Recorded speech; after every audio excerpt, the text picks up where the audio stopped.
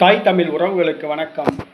கனிம வள கொள்ளையில் ஈடுபடும் அதிமுகவினர் என்ற தலைப்பில் இந்த காணொளியை நாம் காண்கிறோம். கனிம வள கொள்ளையில் ஈடுபடும் அதிமுகவினர் என்ற தலைப்பில் இந்த காணொளியை நாம் காண்கிறோம்.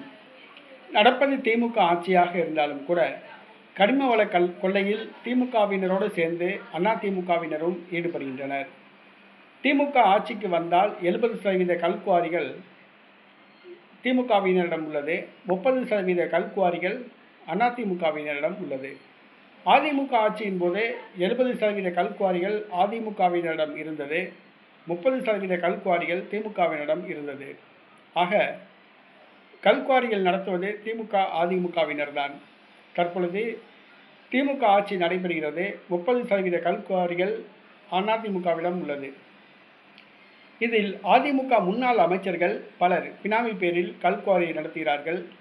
அவர்கள் கனிம வள கொள்ளையில் ஈடுபடுகிறார்கள்.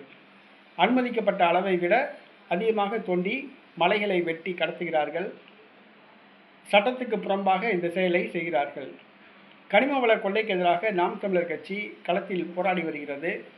எதிர்க்கட்சியாக இருந்து கொண்டே அதிமுகவை சார்ந்தவர்கள் இந்த கனிம வள கொள்ளையில் ஈடுபடுகிறார்கள்.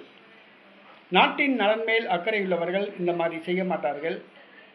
நாடு எப்படி போனால் என்ன, நாம் நன்றாக இருந்தால் போதும் என்று நினைப்பவர்கள் தான் இந்த மாதிரியான செயல்களில் ஈடுபடுகிறார்கள். நம்முடைய வருங்கால சந்ததிக்கு எதை விட்டு செல்ல போகிறோம் என்பது தெரியவில்லை. தற்பொழுது மலைகளே இல்லாத சூழ்நிலையை உருவாக்கி விடுவார்கள் போல தெரிகிறது. தமிழ்நாட்டில் பல மலைகளை காணவில்லை. இதற்கு அதிமுகவும் உடந்தை.